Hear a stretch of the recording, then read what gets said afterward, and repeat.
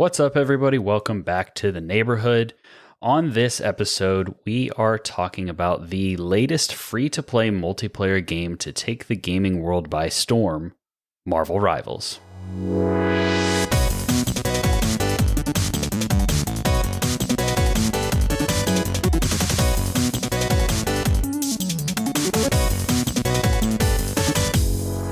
Welcome to the podcast where three longtime friends talk about video games from the average gamer's perspective. My name is Andrew Kimball. I'm Dylan Wren. And I'm Aubrey Summer. And we are your friendly neighborhood gamers.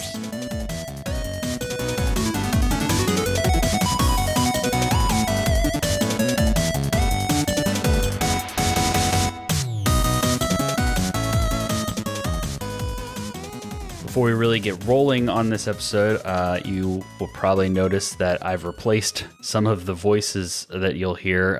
Aubrey and Dylan are both not here because they have not played this game. So to help me talk about this game that I have been playing a ton of, I have one half of the Wait For It podcast, Phil the Filipino. How's it going? Guess who moved into the neighborhood? We're taking over. Doing good. Thanks so much for having us on. And even though, Eric and I covered Rivals already, I'm ready to talk about it some more because we continue to pour time and money on my end into it. Yeah, for sure. I mean, I haven't spent any. I think I bought the initial year or season 0 pass, but I didn't have to pay real money for the season 1 pass. It's a bummer that Eric couldn't join us on this episode. He's not here. I don't see him, so I guess we'll have to do this without him. It's too bad. It's too bad. You know what? I was going to make a joke. Of I'm really glad to be here, but I wish Andrew wasn't, because apparently that's been the message I've been giving on Marvel Rivals. And just for the record, would like to apologize. You've been a great teammate, and I am sorry that subconsciously, I don't think I want to play with you. I'm not sure why. Yeah, I don't fully remember how this bit started, but it refuses to die, so here we are. Yeah. Apparently, early Rivals, there was just one night where I kept telling Andrew, good night. It was like a week and a half ago. See you later. It was like a week See you later. Ago. It wasn't that long ago. And I don't even know if Andrew noticed, but Phil and everyone else did. And ever since then, we now have that running gag. Eric doesn't understand the concept of just hanging out in a Discord channel. He doesn't virtually, if we're not playing a game, he doesn't get that someone could still, theoretically, even though Joyanne does it all the time, just sit in there and hang out with everybody despite not playing the same game. No, so, it doesn't make foreign sense concept to him. It doesn't make sense to me. Well, welcome to the show, Eric. We're glad to have you too. So the reason that I brought Phil and Eric on this episode, like Phil said, they've already talked about it on their show, but we have all been playing this game together definitely it's the game that we have played the most, consistently together. We've dabbled in a few others here and there, and none of them really stuck. But this one, we've been going strong, and I've been having a blast. So that is why they're here, and Aubrey and Dylan are not. So, before we dive in and start dissecting this game, just want to mention that if you enjoy the show, if you enjoy the podcast, we would greatly appreciate it if you would leave a 5-star rating and a review on your podcasting app of choice if it allows it. Also, if you're watching or listening to this on YouTube, leave a comment. Let us know that you liked this episode. Like the video. That helps us a lot with YouTube's algorithm. If you want to hang out with all of us, if you want to be part of the effing community, join our Discord. That's the number one place to hang out with us and actually engage and interact. And you can follow us on social media to get some updates on the show and some of our short form content. But, they're banning things left and right, and everybody left Twitter. So it's if you really want to follow us on social media, we are there. But Discord is definitely the place to be. So the link to that is in the podcast description. We would love to have you. With all that out of the way, Marvel Rivals. It is a team-based game where two teams made up of 3 different roles of characters being Vanguard, Strategist, Duelist, aka tank, healers, and DPS. Duke it out over a couple of different game modes. You have like fighting for the point, you have pushing an objective. It's very similar in concept to Overwatch. That's like the main comparison that people make. Obviously, Overwatch was not the first game to do this either, but Overwatch was like the last big one to really kind of hit this popularity way back in like 2016 when it came out. Marvel Rivals currently, as at the time of recording this episode, just wrapped up their season 0, and season 1 is now in full swing with the Fantastic Four fighting Dracula, I guess. And we currently have access to 2 of the Fantastic Four, with the other 2 characters supposed to come later in the season. So, since it's such a similar game to Overwatch, I was going to kick this conversation off asking you guys if/what was your history with Overwatch or other games like it, these kind of hero shooters, if you have any. I know we all played a little bit of Overwatch 2 when it first came out together. I don't know how long you guys stuck with that. I didn't stick with it for very long. But yeah, what is your history with games like this? For me, I'm fairly certain I was working at GameStop when the first Overwatch came out. I would have to look back. You said 2016 is when it came out? I'm pretty sure that's the year it came out, yeah. So it was like right after my GameStop tenure, but still, since I was, very much in the know in terms of what was coming out and, keeping up with Game Informer, RIP, when that was still a thing. And knowing that like it was on the horizon, it was going to be this, really kind of bring this concept of this style of game, to consoles, to people who really hadn't had access to it before. And I never really got into it because, Eric, we actually talked about this on an episode we just recently recorded where we're going to be talking about the Arkham series. We had a little bit of a lull in gaming in terms of what we were actually playing from probably like 2014 to 2017, 2018 until we had gotten like really into Titanfall 2 and then, Fortnite came out and the rest is history. But we had like a little bit of a lull for online multiplayer gaming, so I never really played the first game. The only thing I really got into, and this was years later, was the lore of Overwatch, because that always was very interesting to me.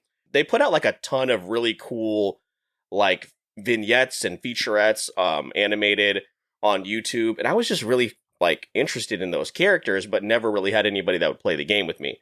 Overwatch 2, becomes free to play, and, much to the chagrin of the actual Overwatch community, not received very well. Obviously, we're seeing that now. I'm sure we'll touch on that. But yeah, after that one night that we all got on and played, Eric, I can't imagine we played for too much longer after that. It was we probably got maybe a month out of Overwatch 2 before we bailed on it. Does that sound about right, Eric? Yeah, I would say about a month, maybe 2. We might have stretched it 2. I remember specifically several characters I really got to explore, so that makes me think we maybe played it a little bit longer, but dropped it very quickly and never looked back. I think on my end, Phil, one of the things that I know we played was like, this year we played Valorant in the past like 12 months. That's probably the closest other than Overwatch. Prior to that, I don't think there was very much. I had heard of games like Paladins and Warframe. Didn't really get into that. I was never a Splatoon guy, although maybe the most similar game to this type of gameplay is Knockout City, Phil, which we did play. Oh, yeah. The volleyball. We enjoyed the volleyball. the dodgeball. No, there was like this weird portion of like the last few years where we're trying to find something to replace Fortnite. For a little bit, it was Splitgate, right? And then it was Rogue Company. We tried that one. And then there was the roller derby game that, not gonna lie, was actually pretty fun until people started getting really good at it. And they were like, well, not gonna play this anymore. The same thing with Knockout City. So yeah, but it was a weird time. Yeah, honestly, not a genre of gaming that we were really interested in, which is why it's kind of crazy, Andrew, that we are in love with Rivals. Because it's just, again, not something we've actively seeked out. It's been one of those supplements to gaming we usually do outside of this genre. What do you think it is about Rivals?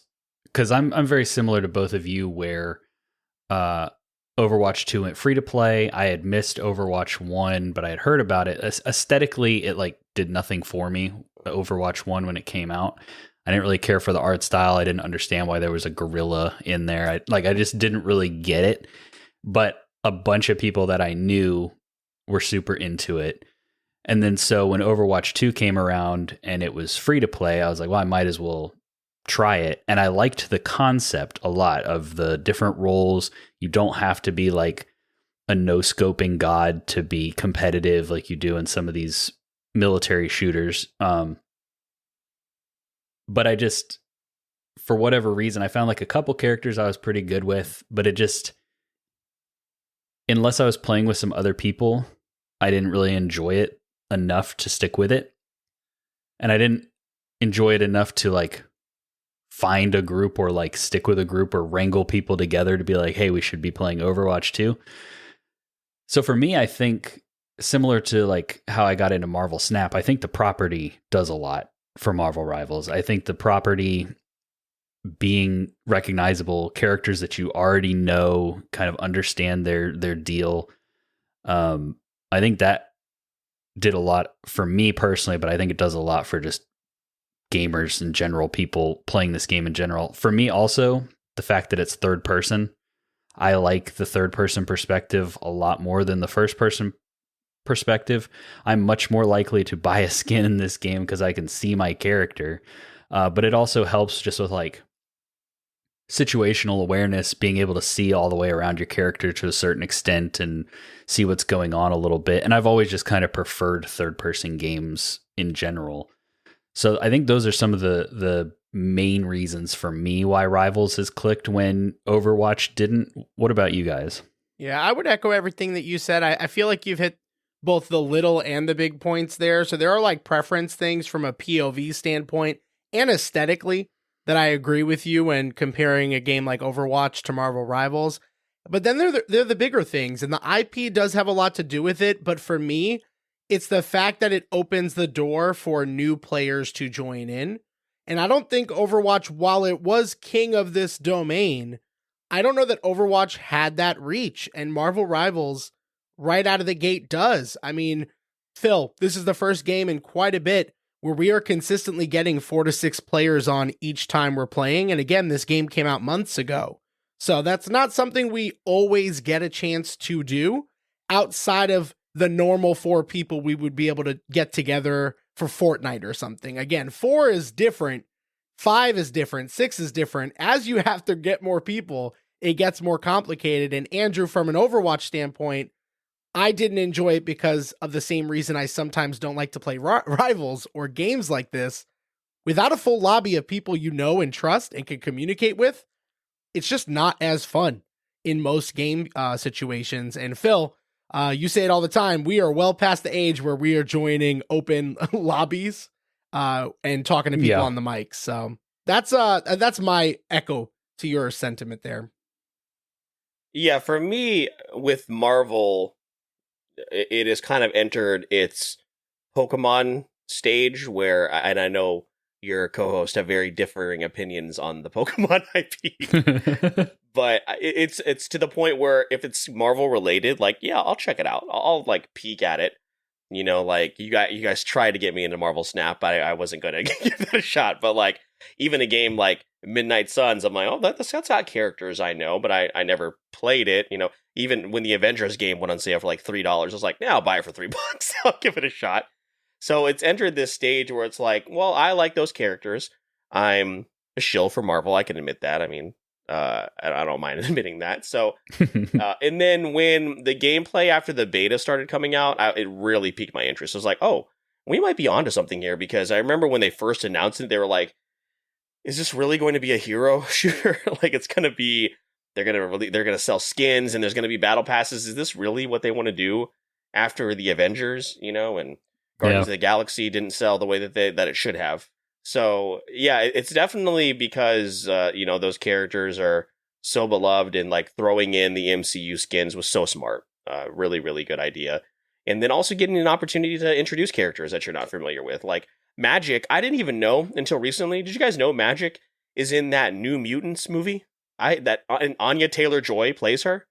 I had no idea that she's in that film. Yeah, I had just heard that she was in that because I saw like some clips from it start to surface on TikTok. Like Magic is in Midnight Sun. She's a pretty big character in that, and then obviously she's a card in Marvel Snap. So like I was aware of the character, but that's like about as far as it goes. So I had no idea that she actually had like a live action adaptation out there. Yeah, I had no clue. So, and then characters like, the Luna Snows, the Squirrel Girls. So characters that people are clamoring for, it gives them an opportunity to have them in this space. And then, overall, in terms of just Marvel as a business, it's incredibly smart for them to gauge which characters are popular for, whatever else they want to do. So, yeah, that's definitely the third person thing is so smart, is a really good call out as well, because even though I don't play Fortnite as much, like if there's a skin coming out that I want, I'm still going to go in and buy it because I play the game enough to warrant the purchase and own the skin.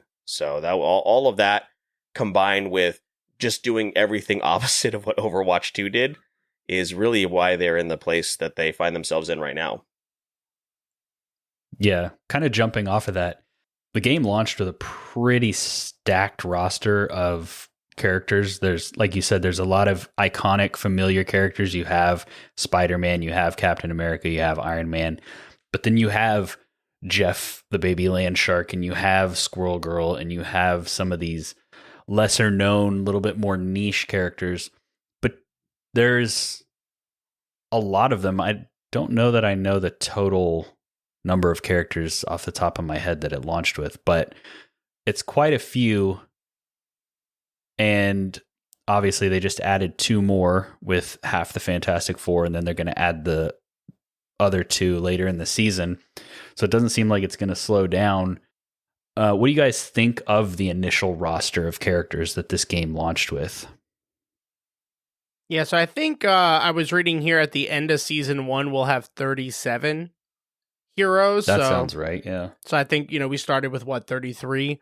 Yep. Over 30 sounds fairly accurate. I'm personally really happy about it. Phil was talking about, the fact that there's not a lot of big characters, or there's still so many out there that need to be introduced, and that we're looking forward to that. But I think as an initial run, I think we have a nice mixture of big characters that people know, and then a mixture of characters that are lovable, likable, fun to play with, that are lesser known.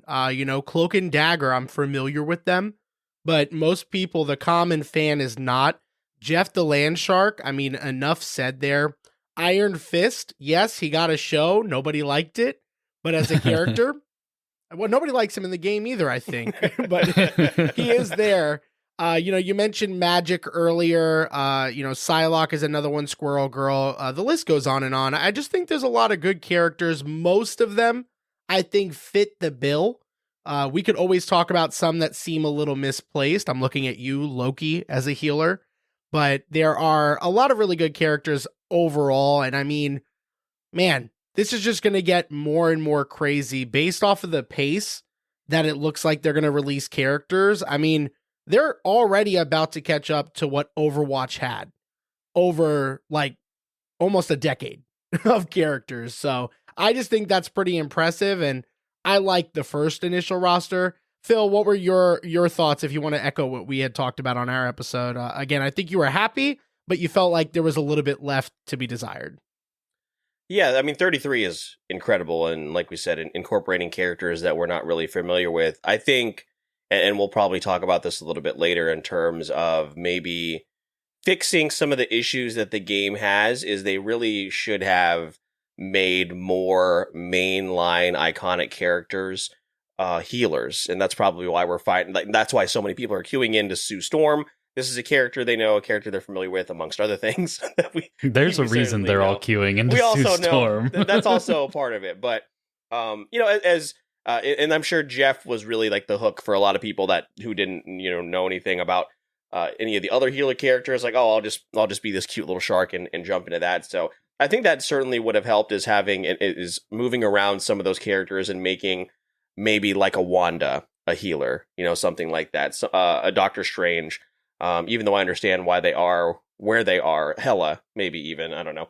But just having some of those more iconic characters as healers would have maybe softened some of the early criticisms. But again, there are criticisms that are just that they are addressing already. So they really, I don't think, will have ultimately that much of an effect. But yeah, the initial roster I thought was great. They've already come out and said they plan on adding a character every 1.5 months, which is going to be insane given that the lifespan of this game seems to be infinite. So yeah, I think we were in a really good spot, and they did a good job at least making sure all the most iconic ones, for the most part, were all here.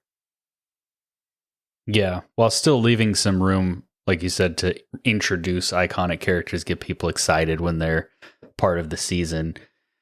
I feel like, I mean, obviously DPS, or duelist as they're called in this game, is kind of like the beginner class / like the one more people gravitate to. So like I see them have like why they made that the biggest pool. You were talking about like maybe swapping out some of the characters for healers.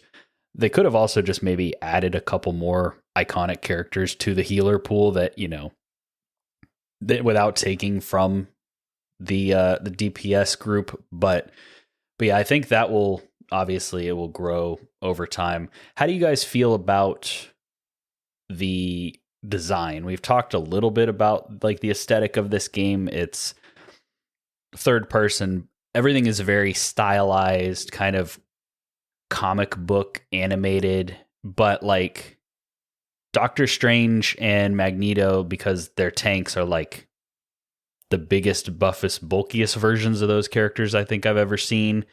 You have Wolverine with like his anime hair and his like jacket with the collar popped up and stuff. So like some of the comic yeah, short. yeah, some of the like directions they took these characters, I think are cool, but they're a little bit different from traditional. Then on the flip side, now with Sue Storm, who we've mentioned, you have two female healers with very similar builds, both wearing like the same color, unless they're in alternate costumes. So it's almost like they didn't differentiate enough, or kind of go with a more exaggerated style enough for those two characters. People are complaining about them looking so similar, especially like in the heat of battle. So just kind of in general, what do you guys think of the aesthetic and like the character design for Rivals? Yeah, I've definitely seen those side by sides of Cloak and Sue Storm just standing next to her, like you can't even, or no, Dagger. That's right. I always get them mixed up. But it's because they knew everybody would buy the Malice skin anyways, yeah. So they were just like, yeah, it doesn't matter. We can just phone it in on the Fantastic Four suit. But yeah, I like it. I think it really lends itself as well to the different types of skins that they can do. And it's very, very apparent too when you compare and contrast the skins from the Avengers game, which are just so dull and bland. So I like that they did the total 180 and went with the, you know, very bright, very colorful, like you said, very comic book-esque look. I think that was the right call for that, especially coming off, you know, more gritty games we talked about, like Midnight Suns, you know, and then the other Marvel games that have come out here recently. So I like it, and aesthetically, I think it works pretty well. What about you, Eric? What do you think? I mean, let's be honest, whether we like them or not, the whole thing is to convince us to buy more skins. And I haven't gotten the battle pass yet. I haven't bought any skins, but it's getting harder. It's getting harder. All they need to do is get that one MCU fit that is just like the Spider-Man Sony Spider-Man is coming. I saw that. Yeah. So if I liked playing as Spider-Man, that'd be tempting. And now that I do, again, I'll tell you right now, the second we get Miles in the game, I'm gonna have a hard time. Give me a Into the Spider-Verse looking skin, and I'm a absolute sucker. But all that to go back to the aesthetic of the characters, I like the flexibility that the base models have to go to those other comic book accurate like outfits, or those versions of those characters. It's a multiverse. So all of these characters at their base, whether they're interesting or not at base, I think allow for a lot of flexibility when those skins become available. Have that flexibility of changing them out. Just costs money. That just costs money. That's the big catch there. So, if you're going to play the game free and you're stuck with these, I could understand looking at some of these models and not being super thrilled. But at the same time, again, there is that extra incentive built in there. And I think for a free-to-play game, that's how they're going to make the money. So, it just makes sense from a business standpoint, and I can't really blame them for that. Yeah, I personally really like the aesthetic. Phil, you mentioned Marvel's Avengers, and I think that the biggest complaint about that game, outside from, its structure and the disaster that gameplay was, and story. Yeah. And well, I was gonna say the first 3/4 of the story were pretty good, and then when they started trying to shove in how the end game was supposed to work, and then the actual culmination of the villain, I thought was stupid. But I agree. But the aesthetic of that game, people were like, "You're trying really hard to mirror the MCU, but you're not doing it well enough." And so it's creating this kind of uncanny valley situation here where nothing is working. And so I think taking it the complete opposite direction, not trying to look like the movies at all, just creating unique, original, more comic book inspired designs was definitely the way to go. I think the stylized kind of super colorful look also helps when the game is in action and in motion, because we talked about Cloak and Sue Storm looking pretty similar on the battlefield, but most of the characters don't. You can kind of see from a silhouette or a color palette or something and know what you're up against in the heat of the moment. So I do think that it works on all levels. And I'm similar to you, Eric, where I haven't outright bought a skin yet. I did get the Season 0 pass. It was $5 or $10, and then I accumulated enough currency through that I was able to just pick up Season 1 with that currency. So I have the skins from that. Really, my thing is I'm just waiting for them to release a awesome skin for a character that I play a lot, and so far they haven't done that yet. I play a lot of Cloak and Dagger. I don't like the Cloak and Dagger skin that they have in there right now, where she's a woodland elf or something. That one just doesn't really do anything for me. So I'm kind of it's not that I'm opposed to spending money on these skins, because that's probably going to happen. It's more so I just am waiting for the right one to hit. So that hasn't happened yet, but I'm sure that it will at some point. Before we move into talking about the battle pass itself, who are our go-to characters? I mentioned when I play healer, Cloak and Dagger is definitely my main. And for a while, it was Cloak and Dagger for heals. Maybe I would switch off to Jeff or Mantis. If I was playing a secondary healer, then I might try another one. But Cloak and Dagger is my go-to. For DPS, I started the game with Punisher because they kind of give him to you in the tutorial training, and so I picked him up. He's a shooter, pretty straightforward, so I kind of learned the basics of the game with him, so I'm pretty good with him. But then I also like Namor. I did some Hawkeye, and then for tank, for a long time it was just Venom. Over this last weekend, though, I've been very intentionally trying new characters because I want to be able to flex more if I need to. So I've been playing a lot more Doctor Strange, who I've been enjoying, and I want to do some Magneto, but I haven't jumped into him yet. As far as DPS, I've just been trying a bunch of different people. They buffed Storm for Season 1, and I played a game as Storm the other night where I went 40-1 or something because people just weren't looking up. It was amazing. And then for healer, I've liked Sue Storm, but like you said, she's very popular right now, so it's hard to get access to her. There are characters still that I haven't played at all. I haven't played Wolverine once. I haven't played Squirrel Girl once. I haven't played those two definitely come to the top of my mind. But I know there's probably a couple others. Well, for tank, I don't think I've ever played Thor. Maybe I tried him once. But yeah, there's the roster's so big and you get so comfortable like actually doing well with a few characters that it's you kind of get into that space of like, well, if I switch off, then I'm going to do bad again. But I've been very intentionally trying to switch off and try some. And I found that I really like Loki. He's a lot of fun. I was having a really good time with him the other day. But what have been like kind of what were the characters that you like first initially gravitated to? And then who have kind of grown into some of your favorites? I know, Eric, you mentioned Spider-Man just a minute ago. What are some of the others? Yeah, so transitioning into duelists has been coming over time for me. I've kind of filled in that Vanguard and strategist role. As we start to get more players that are willing to kind of flex in and out, that's been where I got to play Spider-Man. And I would say Spider-Man right now, Moon Knight is a close second, but I really enjoy playing Spider-Man. I feel like once I get the hang of it, it's a character that once you get the hang of, you could be really good at. And I think that while I'm not there yet, the potential is there. I also like some other duelists like Hawkeye and Star-Lord.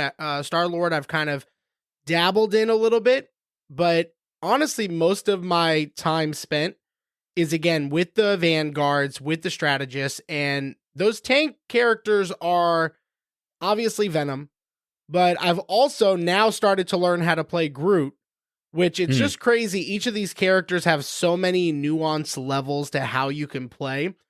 Phil, I told Phil that I was like, oh, Groot like does these walls, and I'm just thinking I'm kind of blocking. Well, I can actually put it behind the people I'm fighting, and it also serves as like an attack point. And then Phil sends me this video the night I figured that out, and I can put those things on the wall, and I did not know that. So it's those kind of cool things that I really like about this game, because there are other characters that I've gotten to play around with. Captain America and Magneto are two big ones. Honestly, the only tanks I really haven't played are Doctor Strange and Penny Parker. And that's because Phil will tell you more about Penny Parker in a minute. And then the healers, I am a big fan of Luna Snow. I was a Cloak and Dagger main for the longest. Luna Snow is fantastic. I love that character. I love her inclusion in it. But I also am getting used to Adam Warlock a little bit, and Jeff is just such an easy play. But he's the last healer I pick unless I have to. So Luna's probably, I would tell you, out of all the characters, I kind of enjoy playing Luna Snow the most. And she's been a lot of fun, a lot more offensive ability than you would think for a character that mainly heals. But yeah, that's my list. Phil, you have a somewhat different list, especially on the duelist side. Yeah, I think that's also what's so great is, if we had this conversation, like if we brought Jordan in, if we brought Stefan in, all these people that we're playing with, their answers would be totally different. If we brought Boogie in, it would just be Punisher. But if we brought in other people, everyone's going to have different answers. Boogie's never going to listen to this. But as far as healer was definitely the last thing I learned, because in Overwatch, I was never a healer. And it's always something I was like, well, it's such a important role. I don't want to step in and be terrible at this. But Cloak and Dagger is really easy to step into. I will agree with Eric. Luna Snow is the more fun character as far as healer, but Cloak and Dagger I think is more beneficial. But Luna's ult obviously is fantastic, but I think in terms of the in between game time, Cloak and Dagger has been a lot of fun. I've heard that now with this most recent update that Rocket has gotten better, so I have thought about like maybe jumping on that and figuring that out. But yeah, and then when it comes to tank, mainly Penny Parker. Just couldn't figure out Venom. Definitely want to try more of Doctor Strange, but Penny has been my go-to once I, similar to like how I sent Eric some videos, I just spent some time looking into her and using that character more and more efficiently as well. And since I was able to do that, I've had some really solid games with her, and will gladly take up that role. And then initially, like you said, Punisher was the easy go-to, but once I figured out Moon Knight and the Onks, that's definitely the character I like to play as most. I got a Moon Knight tattoo, for God's sake, so that was pretty easy. But also have dabbled in some of the other DPS characters. Squirrel Girl, I played for the first time, I think, last week. A lot of fun. Iron Man, I see like a lot of potential in, but like if your healer isn't really able to pay attention to you, then it's really hard to play Iron Man when you have like a really aware team. Same thing with Moon Knight. Like all these characters can be countered, and if you get like an Iron Fist in there that's just going to target the Moon Knight, which I'm supposed to like hide and get behind the opponent and be sneaky, then it's hard to play that character. So definitely want to branch out more. I have never tried Spider-Man. I've never tried Black Panther.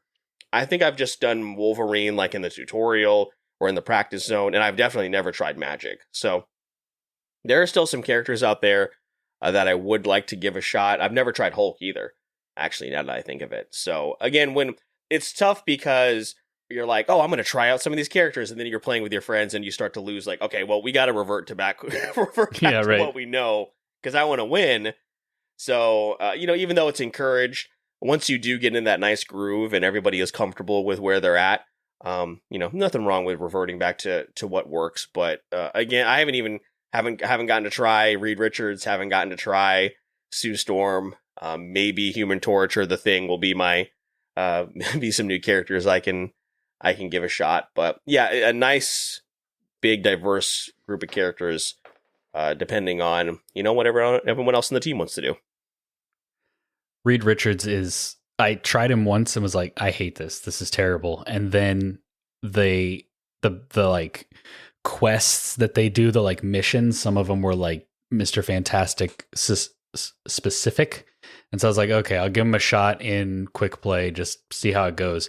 And I just bullied the enemy team. It was like once it kind of clicked, I was like, oh yeah, this is pretty fun. So I do like that the variety. I love that we keep calling them healers, but they call them strategists, I think, for a reason, because pretty much all of them have the ability to put out some significant damage as well. And so it's fun. I like playing that role because you can kind of go back and forth depending on what the situation calls for. It's like some games you got to be on healing nonstop. The enemy team is just, intense pushing.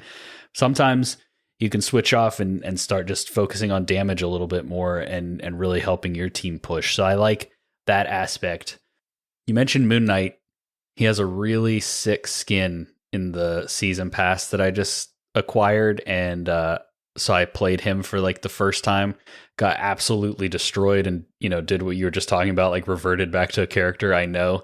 But he's one that I want to like keep trying with and see if I can kind of click with him, because in general he's just really cool. But like the Batman-esque skin that they have for him in the season pass is like really dope. So I'm like, I kind of want to use that. But speaking of the season pass, so something this game is doing that Halo Infinite also did and Helldivers 2 did is that they don't expire. So you have once you buy it, you can complete it at your leisure. It won't go away at the end of the season, which is really cool. I hope we see this trend continue in these types of games. I think if you buy something, you should get it. You should get to keep it. And so they're in Overwatch 2. I'm pretty sure I bought like one season pass and didn't finish it. I know I've bought a Fortnite season pass and didn't finish it. I think I bought a Destiny. It's like anytime Dylan gets me into one of these games and I buy the pass and then I end up not finishing it. Wait till you hear how many battle passes I've bought. Eric will let you know. Yeah, I understand. I really appreciate games doing this now. I think this is a really good trend if we're going to keep this battle pass system going, which it seems like it has there's no slowdown in sight for battle passes. I like that, at least, if for whatever reason I don't complete it, which for the first one, the season 0, was a shorter pass, and I finished that thing with weeks to spare and was just like accumulating the currency that you use for it. And that doesn't carry over from season to season, which makes sense because then you could just like unlock everything in the next season pass kind of all at once if it did. But it was still kind of like, I wish I could do something with this currency I'm earning. The actual season 1 pass is a lot longer and has more substantial rewards, has more skins and stuff, which is cool. So I like that aspect. You guys have mentioned, I know Phil, at least you said you haven't bought the pass yet. Do you guys plan on picking up the season passes? You think you're going to stick with this game enough to justify it, although it won't expire? Where are you at with that? I got it yesterday. Did you? Nice. Yeah. I got it yesterday. I'm probably very close to doing it. I played, speaking of Helldivers 2, I played Helldivers 2 the other day, and it was nice to get some of those rewards. I had so many notifications. So many notifications. I bet. But I was like just short of unlocking a newer pass, which now they have stratagems in the passes. So that was something you could unlock in game, but now it's through the pass that you can unlock it. So I got that, and I thought that was cool. I like the idea, to get back to Rivals, that I could put this game down, come back, and not really missed anything as far as stuff I could have gotten. Obviously, there's stuff you'll miss in the store, but from a Battle Pass perspective, I feel like that's how they should be, because that's one of the reasons I stopped wanting to do it in Fortnite, as an example. I just don't have fun doing challenges. I really don't. It's just not a fun time. And if they're not easily attainable, like they are literally the word challenges, they're just not very easy to do, I don't have a good time with it, and I don't want to spend money and work really hard for that stuff. Like, just lead me along. Just string me along a little bit. Don't make me do too much. Yeah, like you said, there are definitely some battle passes for some of those games. I think I had the split gate battle pass. I've definitely bought a few Call of Duty battle passes. Phil's really bad. I mean, any game that we try, he's like, I bought the battle pass. Is there a battle pass in this? And he'll do it. Yeah, so no, it's not just like split game one was or the two. worst one. Yeah, and then going back to like Fortnite, there are some skins where like you had to get to a certain level to get the fully unlocked ultimate skin, and those things like haunt me because like I never want to wear that skin because I didn't get the full color scheme for it or some nonsense like that. But yeah, this is definitely how it should be. I'm glad that people are pointing out that like Halo kind of did this and some other properties as well. So yeah, because you could in theory, Eric, even if you're not playing the game, like you just pointed out, return every season, buy the battle pass, and still not have to worry about playing the game right then and there. And I think that's great. So yeah, I didn't get the season 0 battle pass just because what you alluded to earlier, there weren't any skins for characters that I was playing. I kind of wish I did get it just because it was the first season, but oh well.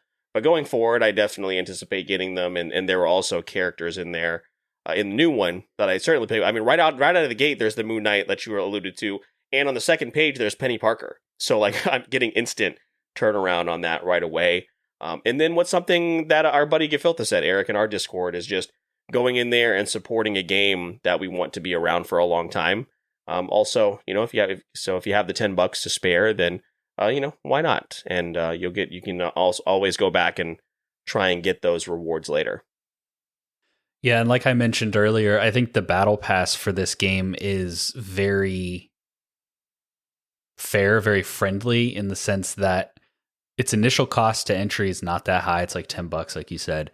You get, like, I think the value, you get a lot of stuff, but I think that most of the stuff is kind of pointless. But you do get some pretty cool skins, which in the store are expensive, and then you do get the currency back, kind of like I think Helldivers did that as well. Or Helldivers, you could just like find it out in the level. There was some way that they did it. But like I said, I bought the season 0 pass, but then I didn't have to use any real money to get the season 1 pass because I had accumulated enough of the currency through doing challenges and through completing the season 0 pass that I was able to just turn that in for season 1. So if you play it and you complete the pass, you're at the very least going to be able to knock down some of the price of the next pass. Or you can use that currency towards skins. I think skins, the cost is a little bit more egregious for what it is, and that's where they're probably going to actually make the most of their profit. But I think if you just get in and you get the pass that never expires, like from a player perspective, it seems very player friendly. and hopefully they stick with it and you still continue to get this amount of value out of it as the game goes forward. Kind of shifting gears a little bit, talking about some of the things that can be viewed as negatives, or at least maybe some areas where the game can improve. Kicking this part of the discussion off with, there is no role queue in this game, meaning no matter if you're playing ranked or anything, you could have a team of 6 tanks, or you could have a team of 6 DPS, which is usually the problem. People don't want to get off DPS. This is controversial. There are a lot of people crying out for a role queue, and then there's people arguing on the other side of that. I think I personally fall on the side of I don't want one. I think that I see the argument of having one and like forcing people to make sure your team has adequate like healers and stuff. But I think if you have one, there's no going back. You can never queue into a lobby that has 3 healers and 1 DPS and 2 tanks, and because of that kind of weird composition, you just steamroll the other team. Like that won't ever be allowed to happen again if there's a role queue. So while it does occasionally cause, I guess, an issue, I think that the benefit outweighs the downsides, and I would rather have that flexibility than be locked into a role queue. I've seen people arguing that they could just leave quick play alone and just force a role queue on ranked, but I think personally I like it with no role queue. The developers have come out and said they have no plan to put one in, so that seems to be the course of action moving forward. But where do you guys fall on that discussion that's happening around the game right now? I think it just makes sense to keep things the way that they are, because this is a game that requires communication, requires you to strategize. And again, if you don't want to do that, you need to find some friends to play with. We don't want to do that, so we found friends to play with. If you want to fix that problem, you're going to have to start openly communicating with randoms or whatever it may be. And yes, some randoms are not going to be mic'd up. They're going to be, they're going to be playing like bots. That's a whole nother conversation on the other side. But I just don't think a role queue would make it much better of an experience because of the reasons you said. Also, what does that do for this infamous fast queue that we get? Again, You go to queue up for a game, we're in there in seconds. And sure, when I didn't know what I was doing with any character, that was a inconvenience for me. It was cool, but it was an inconvenience. Now, I appreciate it because I don't need that time to breathe. I'm ready to play the next one. I'm excited to play the next one. I can't imagine, Phil, that a role queue is going to help that. Not sure how you feel though. Yeah, initially I was definitely I was team role queue until getting more time into the game and also hearing feedback from people that are Overwatch players and looking into it a little bit more, understanding like why it could be detrimental. So, like Eric said, I think everything is working for the most part pretty well right now. They seem very open to adjusting their stance on things and trying out new stuff, and maybe it's something they release in like a beta and they see how it goes and people can give feedback and let them know, let the developers know how they feel. But right now, because it is such a big part, like we've played in games where adjusting our character is like, hey, let me take over healer, let me take over tank, let me take over DPS. That has completely turned the tide of a game. And with role queue, it eliminates that factor, that strategic factor that has really, really drawn us back to playing this over and over again. Even though, I'm kind of jumping ahead to some of the things that maybe I like to see change, but like even though some of the level design is pretty bland for some of these game modes, so the fact that we're not even really thinking about that because we're so focused on the strategic aspect of the game. So yeah, I have come around to that and do think that role queue would eliminate a lot of that strategy. The other kind of negative, or definitely thing that I would like to see changed, is that currently there is no cross progression. So there's cross play all of us in the group that we play together, we're all across PC, PlayStation, Xbox, various consoles. I committed to Xbox until they implement cross progression. So that's where I've like spent my money, got my season passes. I have no doubt that they will add cross progression at some point. I don't know how they couldn't. I can't imagine that's not like top of the priority list in 2025. But until then, you know, you can't, I can't go from my Xbox, you know, couch setup out in the living room and then jump in on my PC and still be making progress towards the same account. It would be two separate ones. So I think that is a bummer. And then the other issue, which is one that's a little bit harder to solve potentially, is that you can't play ranked when you're playing crossplay with PC and console, which is the issue that our group has run into because there are a few of us on console and a few on PC. All we can do is quick play, which is fun, but it's a lot easier to climb the ranks when you're playing with friends, people you know.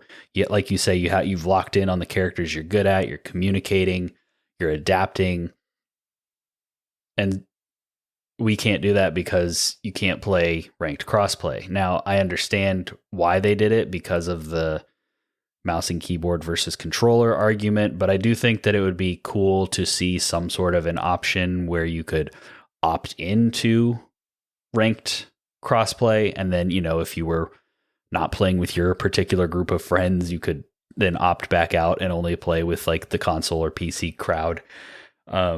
What do you guys think about those? Because those are kind of like the two biggest kind of glaring issues outside of, like you said, Phil, maybe some gameplay things of like level design and stuff like that. But like the cross progression and the no ranked crossplay, what are your thoughts on those?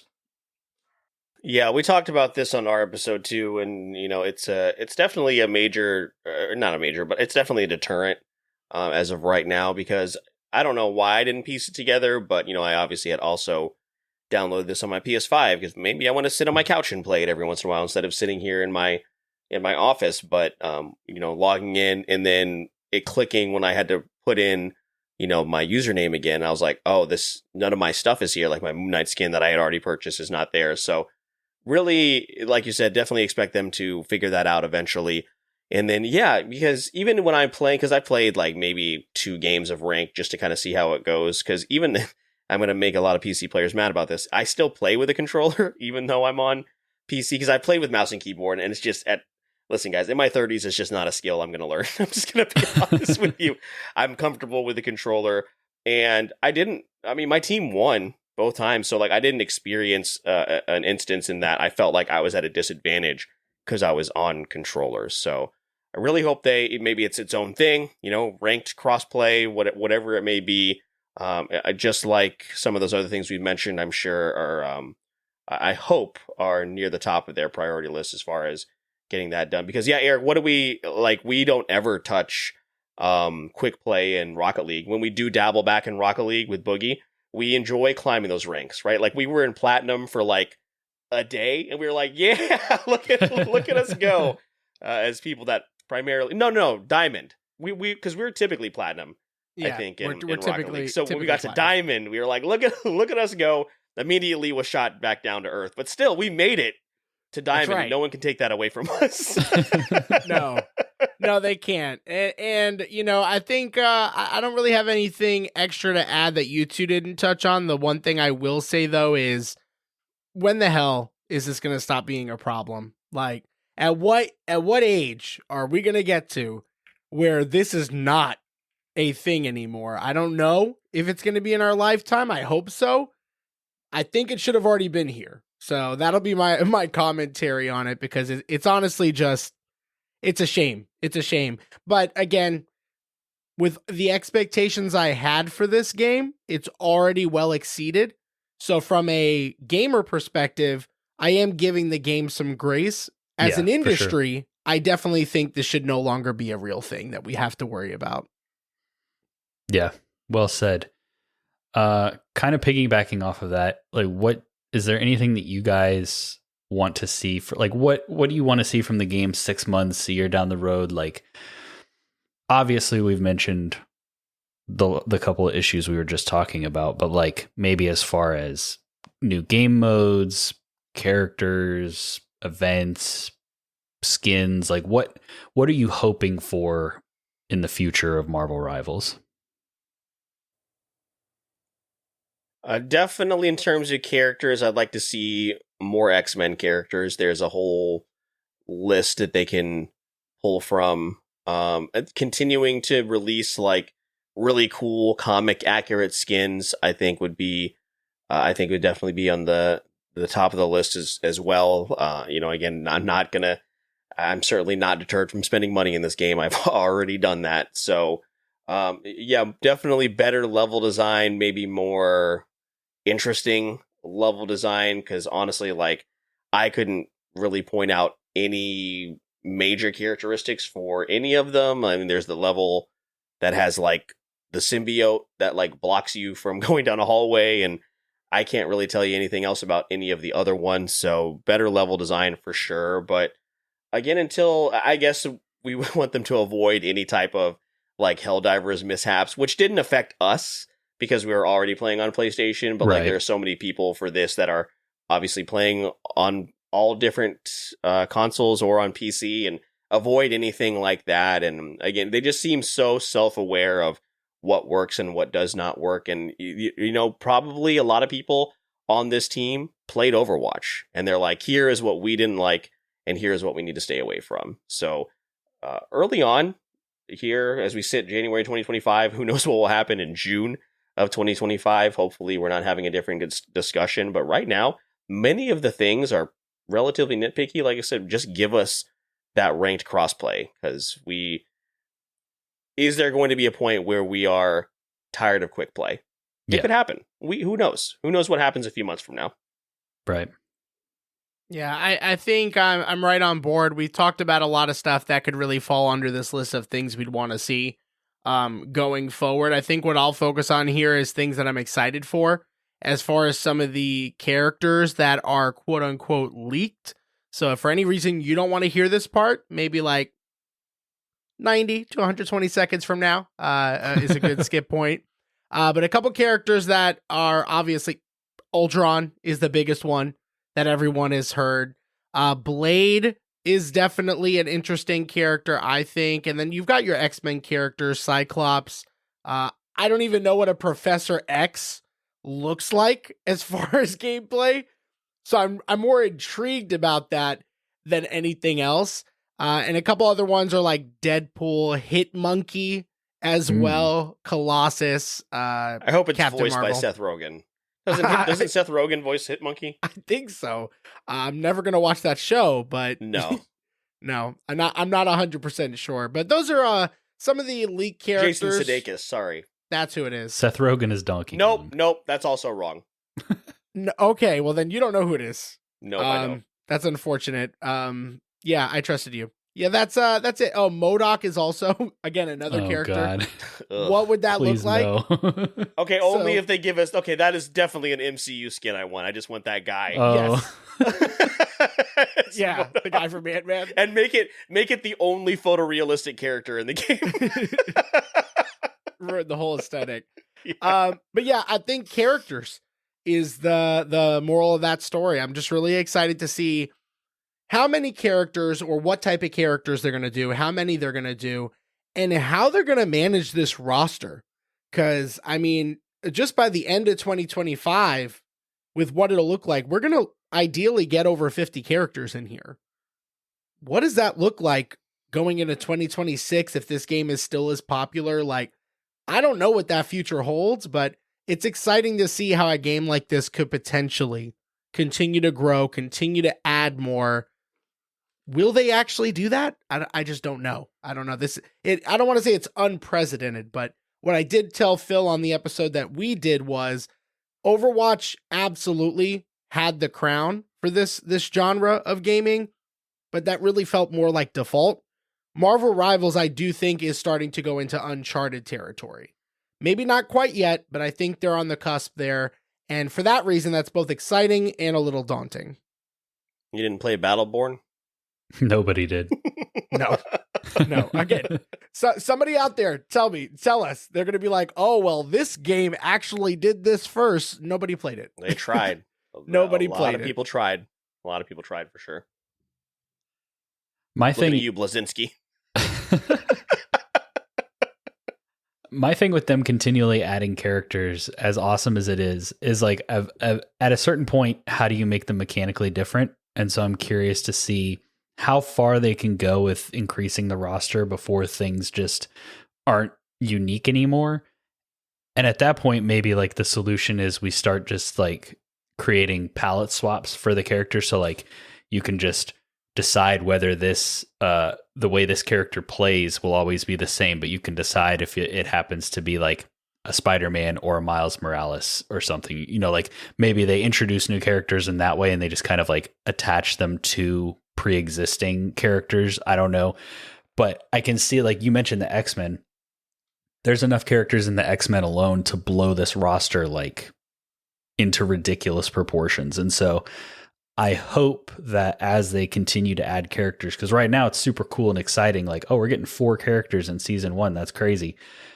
But hopefully they all stay fun and unique. And I think like with characters like Mr. Fantastic, it's easier to do that because Sue Storm, she's different, but like if you've played Dagger, you can probably pick her up pretty quick. Like she's not that different, but like a character like Mr. Fantastic, they have to decide how are we going to make his ridiculous like rubber arms work in this game. And so that, you know, lends itself to that unique creativity. And hopefully they can maintain that with all these characters that they add. Cause like the Thing, is he's going to be like a Hulk that you don't have to start as Bruce Banner? I'm sure that he's going to have his own, you know, unique stuff, but I can definitely see at a certain point, once you've added so many characters, that they can start to feel samey. Yeah.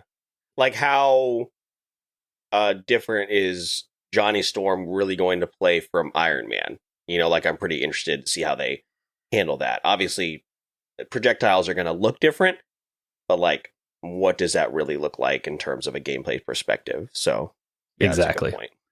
Yeah, and then like you said, 6 months from now, a year from now, if they maintain this momentum and this pace, it's like, yeah, you add this character that everybody likes or has been clamoring for, but you have to make them fun to play or unique. And so I'm curious to see how that pans out. I hope they do a good job. Currently, I have no reason to doubt them. I think they're doing a fantastic job, but we've also seen very little so far in the grand scheme of like a living game like this. So with all that being said, do you guys have any other kind of final closing thoughts? Anything else you want to say about Rivals as we wrap this one up? No, I don't think so. Just if you are hesitant to jump into it just because you don't have people to play with, I would say, you know, the learning curve, at least early on, is it's not too steep. So start with Punisher and branch out from there. Yeah, I think the sky is the limit right now. So if you haven't given it a shot, and for some reason you're listening to this episode and you've reached the end, thank you for that, by the way. Thank you, number one, for both shows. But number two, probably a sign you should give it a shot. And you know what? We might be desperate enough for a 6th that will be scourging. We'll be looking through the Discord.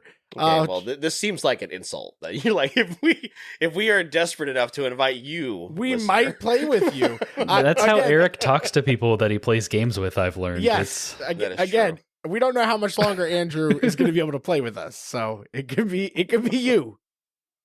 Just know you'll never be MVP if you play with Stefan. True. You got to matter the character. You got to do like Dragon Ball Z levels of training to surpass Stefan. I think the one time I got MVP, I wasn't even paying attention because I don't ever get it. So I looked up at the very last second. I was like, oh my God, what happened?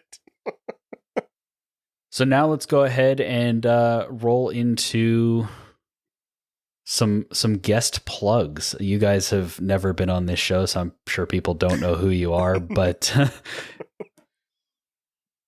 go ahead. Just here. Yeah, I was gonna say if you haven't heard their voices recently, if you don't know who they are, then shame on you. You didn't listen to our Fantasy Critic episode or watch it on YouTube. But where can people find the Wait For It podcast. What are you guys up to these days? Where are you taking all your TikTok content? Let everybody know. Ask Eric. Yeah, I honestly, no clue. No clue. Eric is like a stockpile of clips he's sitting on and he's running out of time. Yeah, I haven't had the motivation to do it. I just want to see what's going to happen. Right. And yeah, I get that. That's been it. But yeah, if TikTok is still here, that's a great place for clips.